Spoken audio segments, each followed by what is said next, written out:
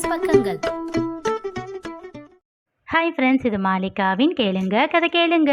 மானஸ் எழுதிய கோடைக்கால மின்மினி, அத்தியாயம் 11. வாழ்க்கை என்பது உங்களை கண்டறிவது அல்ல, உங்களை உருவாக்கிக் கொள்வது. பெர்னாட் ஷா வரிகள்.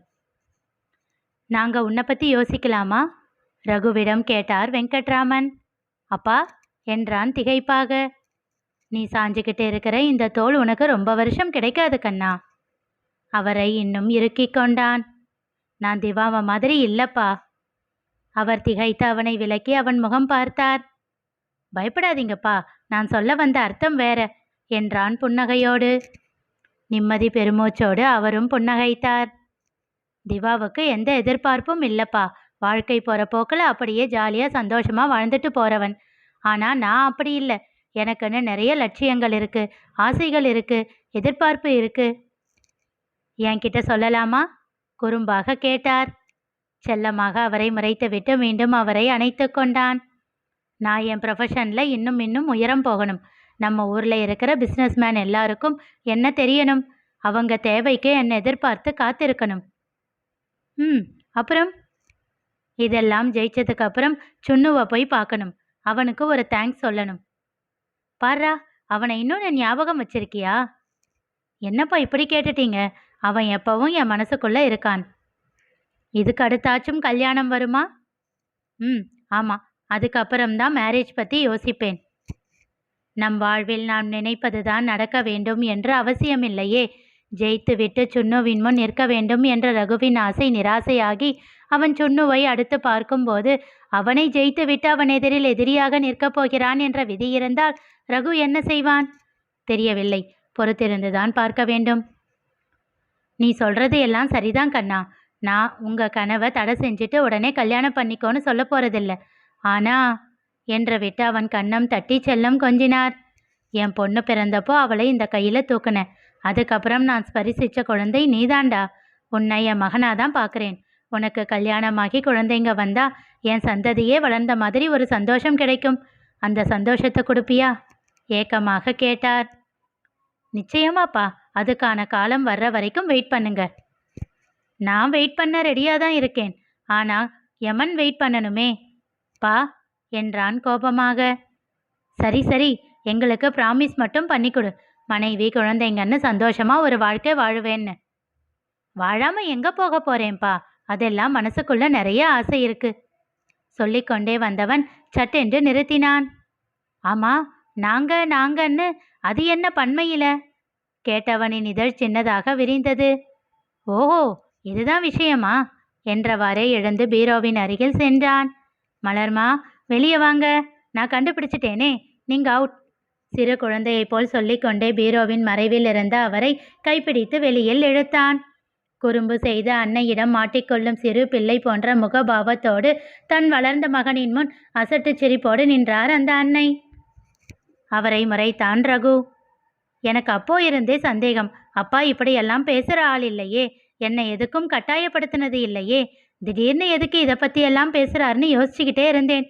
இப்போதானே புரியுது, எல்லாம் நீங்கள் பண்ண வேலைதானா? கொஞ்சம் அதட்டலாக கேட்டான். டேய், அவளை எதுவும் சொல்லாதடா. உன் மேலே இருக்கிற பாசத்தில் தானே அவள் ஆசைப்படுறா. நீ சொன்னாலும் சொல்லலைனாலும் அவன் உன் அம்மா தாண்டா. உன்னை பெத்தவ உனக்கு பால் ஊட்டினாங்களான்னு தெரியாது.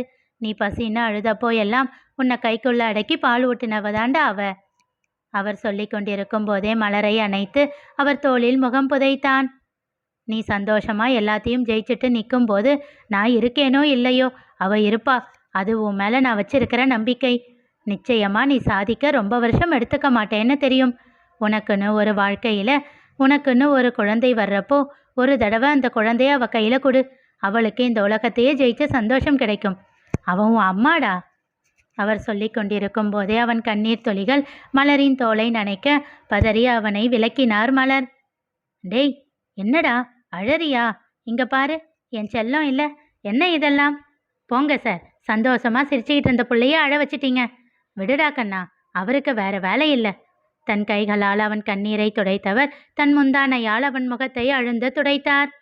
அதை அப்படியே பற்றி தன் முகத்தில் அழுத்தி கொண்டான் ரகு. அதன் வியர்வை வாசத்தை ஆழ்ந்து சுவாசித்து இதய கூட்டி சேமித்தான். அவனை பொறுத்தவரை தாய்வாசம் என்பது அதுதானே. வலது கையால் கோலை ஊன்றி இருந்தவன் இடது கையில் அழுந்த பற்றி இருக்க அவன் கையை விலக்கி தன் முந்தானையை விடுவித்து கொண்டார் மலர்.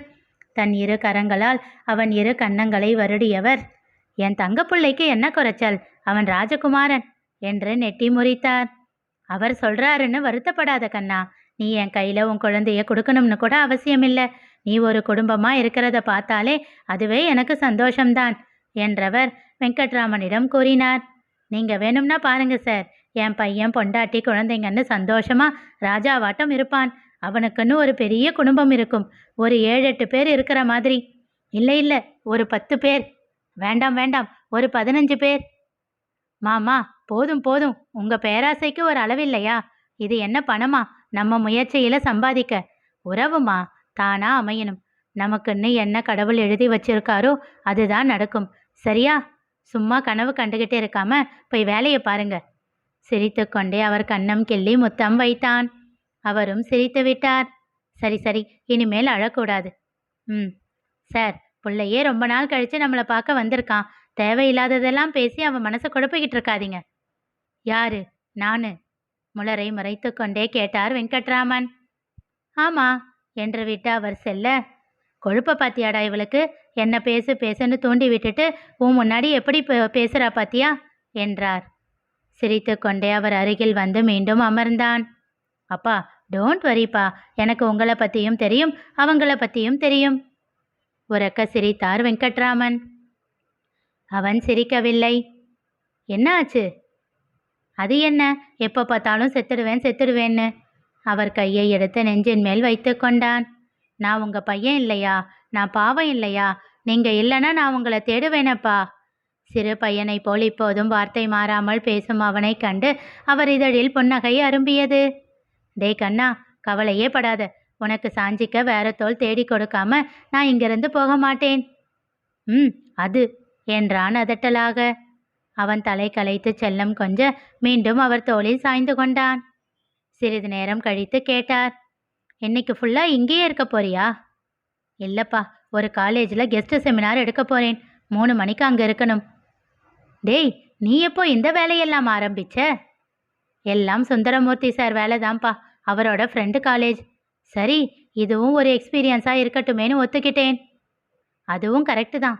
ஆனால் கண்ணா, இதுக்கு பணம் வாங்க வேண்டாமே, பசங்களுக்கு சொல்லி கொடுக்கறது புண்ணியம் தானே. அப்பா, சில விஷயங்கள் எப்படி தெரியுமா, விலை இல்லைன்னா மதிப்பில்லைன்னு நினச்சிடுவாங்க, விலை மதிப்பில்லாததுன்னு புரிஞ்சுக்க மாட்டாங்க. ஸோ நான் சார்ஜ் பண்ணி தான் ஆகணும், பட் டு தி லிமிட். ஓகேவா? அவர் கன்னம் பற்றி கேட்டான். கரெக்டு தான், உன் மனசுக்கு எது சரின்னு படுதோ அதை செய். தேங்க்ஸ்பா. அந்த பெரிய ஆடிட்டோரியத்தில் மாணவர்கள் நிறைந்திருக்க தன் பிரசன்டேஷனோடு சுறுசுறுப்பாக தன் செமினாரை நிகழ்த்தி கொண்டிருந்தான் ரகு. அவன் பேச்சின் வேகத்திலும் திறமையிலும் கட்டுண்டு மாணவர்கள் கவனித்து கொண்டிருந்தனர். அவன் கூறுவதையும் கிரகித்து கொண்டு அவன் மேலிருந்து பார்வையை கொஞ்சமும் விலக்காமல் பார்த்து கொண்டிருந்தாள் அவள். செமினார் முடிந்ததும் தங்கள் ஐயங்களை மாணவர்கள் கேள்விகளாக தொடுக்க சலிக்காமல் ஒவ்வொருவருக்கும் பொறுமையாக பதிலளித்து கொண்டிருந்தான் ரகு. அவள் தோழிகள் எல்லோரும் அவனை சைட்டடித்து கொண்டிருந்தார்கள்.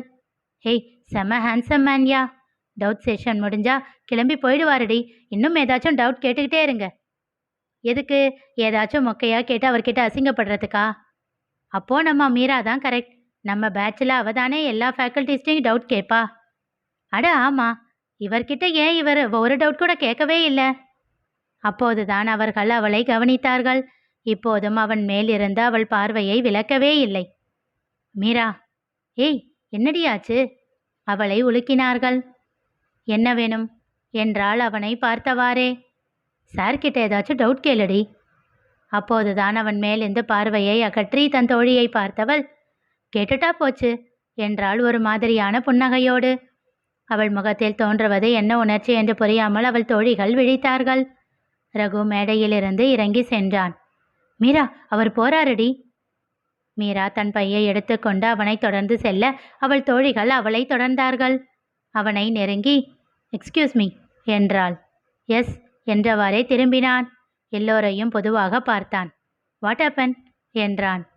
சார், இவ உங்ககிட்ட ஒரு டவுட் கேட்கணுமாம் என்றாள் ஒருத்தி. ப்ரொசீட் என்றான். நீங்கள் பிஜி லண்டனில் படிச்சீங்கல்ல? எஸ். லண்டனுக்கு ஃப்ளைட்டில் தானே போனீங்க? அவன் புருவம் சுருக்கி பார்த்தான்.